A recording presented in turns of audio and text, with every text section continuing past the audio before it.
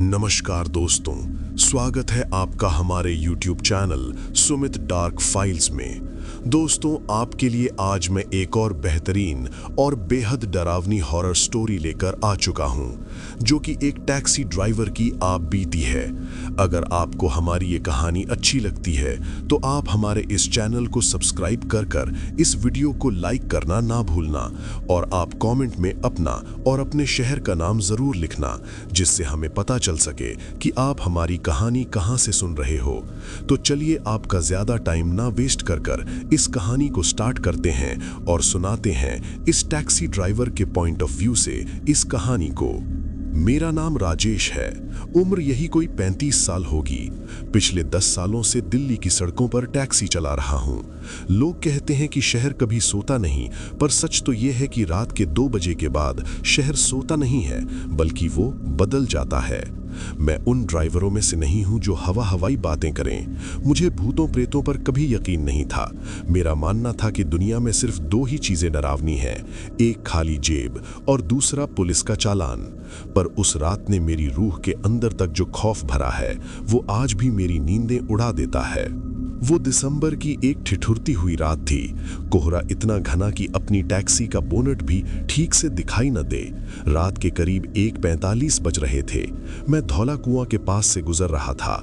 मन में बस यही ख्याल था कि एक आखिरी सवारी मिल जाए तो घर जाकर रजाई में दुबक जाऊं। तभी हेडलाइट की पीली रोशनी में मुझे फुटपाथ पर एक आकृति दिखाई दी। एक औरत खड़ी थी। उसने गहरे नीले या शायद काले रंग की सिल्क की साड़ी पहनी हुई थी। हाथ में एक छोटा सा क्लच बैग था। मैंने मन ही मन सोचा, इतनी रात को यहाँ कोई मुसीबत में तो नहीं। मैंने धीरे से ब्रेक मारा। गाड़ी उसके पास जाकर रुकी। खिड़की का कांच नीचे करते ही ठंडी हवा का एक झोंका अंदर आया, जिसने मेरे फेफड़ों को जमा दिया। मैडम, कहाँ जाना है? मैंने पूछा। उसने कोई जवाब नहीं दिया, बस चुपचाप गाड़ी का पीछे वाला दरवाजा खोला और बैठ गई। उसकी साड़ी की सरसराहट की आवाज सन्नाटे को चीर रही थी। Madam, location? मैंने शीशे में उसे देखते हुए दोबारा पूछा। उसकी गर्दन झुकी हुई थी, चेहरा बालों के पीछे छिपा था। उसने बस धीरे से कहा, सीधे चलिए। आवाज में कोई अजीब सी भारीपन थी। ऐसा लगा जैसे आवाज गले से नहीं, बल्कि किसी बंद कमरे के अंदर से आ रही हो। खैर, मैंने मीटर डाउन किया और गाड़ी आगे बढ़ा दी। करीब 10 मिनट तक सन्नाटा रहा। गाड़ी की इंजन की आवाज के अलावा कुछ सुनाई नहीं दे रहा था। पर तभी मुझे एक महक आने लगी। वो महक चमेली के फूलों की नहीं थी, जैसी अक्सर कहानियों में सुनाई देती है। वो महक मिट्टी की थी। गीली मिट्टी की सौंधी खुशबू नहीं, बल्कि वैसी गंध जो किसी पुरानी कब्र या तहखाने को खोलने पर आती है। मैंने शीशे में देखा, वो अभी भी वैसी ही बैठी थी, बिल्कुल पत्थर की मूरत की तरह। उसका एक भी अंग हिल नहीं रहा था। अचानक मुझे एहसास हुआ कि बाहर का कोहरा और भी घना हो गया है। पर अजीब बात यह थी कि कोहरा बाहर नहीं, बल्कि मेरी टैक्सी के अंदर भी धुंध जैसा जमने लगा था। मैंने हीटर चालू करना चाहा, पर मेरा हाथ रुक गया। मेरे डैशबोर्ड पर रखे भगवान गणेश की छोटी सी मूर्ति, जो हमेशा सीधी रहती थी, वो धीरे धीरे अपनी जगह से मुड़ रही थी। उसका चेहरा मेरी तरफ नहीं, बल्कि पीछे वाली सीट की तरफ घूम रहा था। मेरे शरीर के रोंगटे खड़े हो गए। मैंने बात करने की कोशिश की ताकि खुद को संभाल सकूं। मैडम, कोहरा बहुत है आज, आप कहां से आ रही हैं? कोई जवाब नहीं। मैंने फिर शीशे में देखा। इस बार जो मैंने देखा, उसने मेरे खून को जमा दिया। पीछे वाली सीट पर वो औरत तो बैठी थी, पर शीशे में उसकी परछाई नहीं दिख रही थी। शीशे में सिर्फ खाली सीट नजर आ रही थी। मैंने अपनी आंखों को मला, सोचा शायद कोहरे की वजह से नजर का धोखा है। पर जब मैंने अपनी गर्दन पीछे घुमाकर देखा, तो वो वहीं थी। उसकी सफेद कलाई पर बंधी सोने की चूड़ियां साफ चमक रही थीं। तभी उसने अपनी गर्दन उठाई। उसका चेहरा वो डरावना नहीं था, वो बहुत सुंदर था, पर पूरी तरह से पीला, जैसे उसमें एक बूंद भी खून न हो। उसकी आंखें, वो आंखें नहीं थीं, बस 2 काले गड्ढे थे जिनमें रोशनी पड़ने पर भी कोई चमक नहीं थी। उसने मुस्कुराते हुए कहा, राजेश भाई, गाड़ी रोको मत। अगर रुक गई तो मैं तुम्हें साथ ले जाऊंगी। मेरा गला सूख गया। उसे मेरा नाम कैसे पता? मेरी टैक्सी के कागजों पर मेरा नाम लिखा था, पर वो तो डैशबोर्ड के अंदर थे। मैंने अपनी रफ्तार बढ़ा दी, 60, 80, 100। मैं बस उस इलाके से बाहर निकलना चाहता था, पर रास्ता खत्म ही नहीं हो रहा था। वही पेड़े, वही कोहरा, वही खंबे बार बार सामने आ रहे थे। मुझे एहसास हुआ कि मैं एक ही घेरे या लूप में घूम रहा हूँ। अचानक गाड़ी के पीछे से रोने की आवाज आने लगी और फिर पीछे से एक आवाज आई, मुझे बहुत ठंड लग रही है, क्या तुम मुझे अपनी आग दोगे? मैंने कुछ नहीं बोला।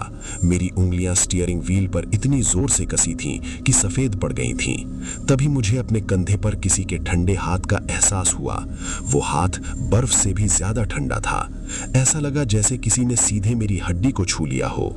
मैंने चिल्लाकर ब्रेक मारा। गाड़ी एक झटके के साथ रुकी। कोहरे के बीच से हेडलाइट की रोशनी में मुझे सामने एक कब्रिस्तान का बोर्ड दिखा। जब मैंने पीछे मुड़कर देखा, सीट खाली थी। सिर्फ वो मिट्टी की गंध वहां रह गई थी और सीट पर एक छोटा सा हिस्सा गीला था, जैसे वहां कोई बर्फ का पुतला बैठा हो और पिघल गया हो। मैंने चैन की सांस ली कि वो चली गई, पर तभी मेरी नजर साइड वाले खिड़की के कांच पर पड़ी। वहां भाप जमी थी और उस भाप पर उंगलियों से लिखा था, कब्रिस्तान के उस बोर्ड के सामने मेरी टैक्सी खड़ी थी। सन्नाटा इतना गहरा था कि मुझे अपनी ही धड़कनें कान के पर्दे फाड़ती हुई सुनाई दे रही थीं। पीछे वाली सीट खाली थी, पर वो एहसास, वो ठंडे हाथ की छुअन अभी भी मेरे कंधे पर सुई की तरह चुभ रही थी। मैंने कांपते हाथों से अपनी जेब से माचिस निकाली और एक बीड़ी सुलझाई। धुआं फेफड़ों में जाते ही थोड़ी जान में जान आई। मैंने सोचा, राजेश, तू थक गया है, दिन रात गाड़ी चलाने का नतीजा है ये। खुद को तसल्ली देकर मैंने गाड़ी मोड़ी और सीधा अपने घर की तरफ निकल पड़ा। मेरा घर नजफगढ़ के एक पुराने इलाके में है। रात के 3 बज चुके थे। गली में कुत्ते अजीब तरीके से रो रहे थे। वैसी आवाज जिसे सुनकर बड़े बुजुर्ग कहते हैं कि इन्हें कुछ बुरा दिख रहा है। मैंने घर का ताला खोला। मेरी पत्नी सुनीता और 6 साल का बेटा राहुल सो रहे थे। कमरे में हल्की सी 0 वॉट के बल्ब की रोशनी थी। मैंने अपनी जैकेट उतारी और जैसे ही बिस्तर पर लेटने लगा, मुझे फिर वही गंध आई, गीली मिट्टी की सौंधी खुशबू। मेरा माथा ठनका। मैंने सोचा शायद कपड़ों में बाहर की हवा बैठ गई है, पर जैसे ही मैंने रजाई खींची, मुझे अपने पैरों के पास कुछ भारीपन महसूस हुआ। ऐसा लगा जैसे रजाई के नीचे कोई और भी पैर पसार कर लेटा है। मैंने हिम्मत जुटाकर लाइट जलाई।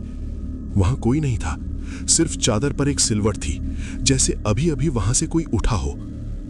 वो रात, वो मंजर, नींद मेरी आंखों से कोसों दूर थी। मैं बस छत को ताक रहा था। तभी मुझे किचन से बर्तन गिरने की आवाज आई। खट खट झन। मुझे लगा शायद बिल्ली होगी। मैं उठा और दबे पांव किचन की तरफ गया, पर वहां जो मैंने देखा उसने मेरे पैर जमीन से उखाड़ दिए। मेरी पत्नी सुनीता गैस के चूल्हे के पास खड़ी थी, पर वो कुछ बना नहीं रही थी।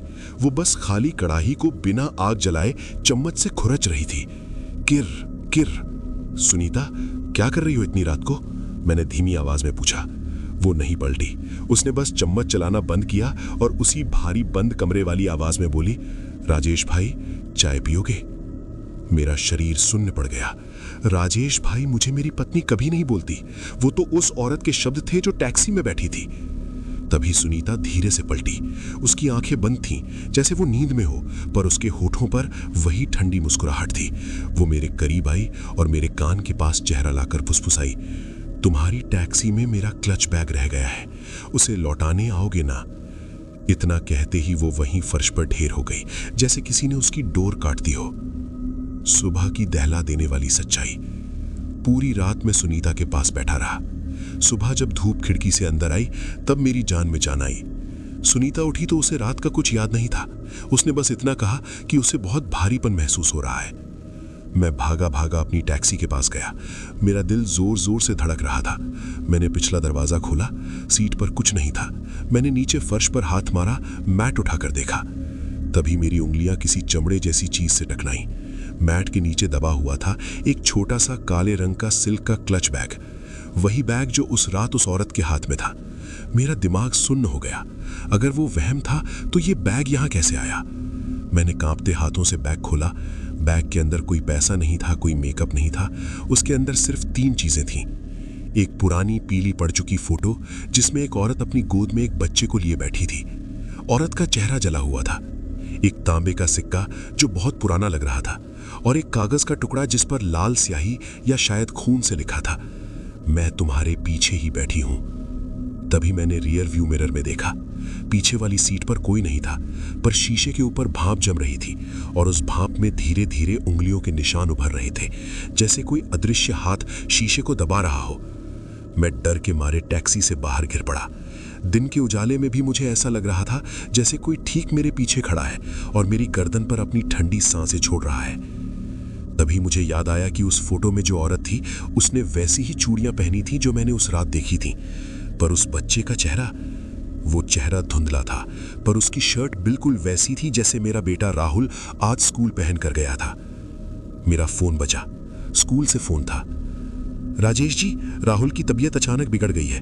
वो कह रहा है कि उसके साथ कोई कावी साड़ी वाली चाची खड़ी है जो उसे अपने साथ ले जाना चाहती है। मेरे हाथ से फोन गिर गया। वो साया मेरी टैक्सी से निकलकर अब मेरे परिवार तक पहुंच चुका था। स्कूल से आए उस फोन ने मेरे पैरों तले जमीन खिसका दी थी। राहुल की हालत, वो क्लच बैग और वो रूह कपा देने वाली फोटो, सब कुछ आपस में जुड़ रहा था। मुझे समझ आ गया था कि ये कोई मामूली भटकती रूह नहीं है, ये कुछ ऐसा है जो मुझसे अपना हक मांग रहा है। मैंने क्लच बैग उठाया, उसे अपनी शर्ट के अंदर छिपाया और पागलों की तरह टैक्सी स्टार्ट की। स्कूल पहुंचते पहुंचते मेरा गला सूख चुका था। स्कूल का वो खौफनाक नजारा। जब मैं राहुल के पास पहुंचा तो वो स्कूल के मेडिकल रूम में अकेला बैठा था। उसकी आंखें पथराई हुई थीं।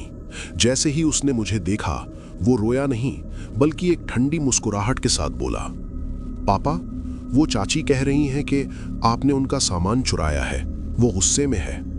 वहां मौजूद टीचर मुझे अजीब नजरों से देख रहे थे क्योंकि कमरे में हमारे अलावा और कोई नहीं था।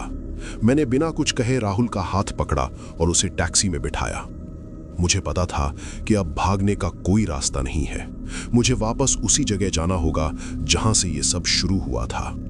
दोपहर का सूरज ढल चुका था और आसमान में अजीब सी लाली छा गई थी। जैसे जैसे मैं धौला कुआं वाले रास्ते की तरफ बढ़ रहा था, टैक्सी भारी होने लगी। ऐसा लग रहा था जैसे इंजन पर टन भर का वजन लदा हो। राहुल पीछे वाली सीट पर बैठा था, बिल्कुल चुप। मैंने शीशे में देखा, राहुल के ठीक बगल में हवा में धुंध जमी हुई थी। वही मिट्टी वाली बदबू अब इतनी तेज थी कि मेरा जी मिचलाने लगा। अचानक राहुल बोला, पापा, चाची कह रही हैं कि बाईं तरफ मुड़ो, पुराने पीपल वाले रास्ते पर। वो रास्ता शहर के नक्शे से गायब हो चुका था, पर मेरी गाड़ी अपने आप उस तरफ मुड़ गई। स्टीयरिंग व्हील मेरे हाथ में था, पर कंट्रोल मेरा नहीं था। रास्ता सीधा उसी कब्रिस्तान के पिछले गेट पर जाकर खत्म हुआ जहां मैंने उसे पहली बार देखा था। गाड़ी रुकते ही कोहरा इतना घना हो गया कि दिन में भी रात का एहसास होने लगा। मैंने क्लच बैग निकाला और बाहर कदम रखा। मेरी रूह कांप रही थी। तभी कोहरे के बीच से वही काली सिल्क की साड़ी वाली औरत सामने आई। इस बार उसका चेहरा साफ था। वो डरावनी नहीं थी, पर उसकी आंखों में जो खालीपन और दर्द था वो किसी भी भूतिया चेहरे से ज्यादा भयानक था। उसने अपना हाथ आगे बढ़ाया। मैंने कांपते हाथों से वो बैग उसे थमा दिया। जैसे ही उसके हाथ ने बैग छुआ, मुझे एक विजन, दृश्य दिखाई दिया। 10 साल पहले की बात थी। यही रास्ता था, यही कोहरा था। एक तेज रफ्तार टैक्सी ने एक औरत और उसके बच्चे को टक्कर मारी थी। ड्राइवर डर के मारे रुका नहीं। उसने भागने की कोशिश की और उन दोनों को घसीटते हुए झाड़ियों में फेंक दिया। वो ड्राइवर कोई और नहीं, मेरा अपना बड़ा भाई था, जिसकी मौत 1 साल बाद एक रहस्यमयी एक्सीडेंट में हो गई थी। उस औरत की रूह शांत नहीं हुई थी। उसे अपना वो क्लच बैग चाहिए था जिसमें उसके बच्चे की आखिरी निशानी, वो फोटो और वो तांबे का सिक्का था जो उस बच्चे का खिलौना था। दोस्तों, अगर आपको ये कहानी अच्छी लगी हो तो इस वीडियो को लाइक कर सब्सक्राइब कर देना और कमेंट में बताना कि अगली कहानी किस टॉपिक पर लेकर आऊं।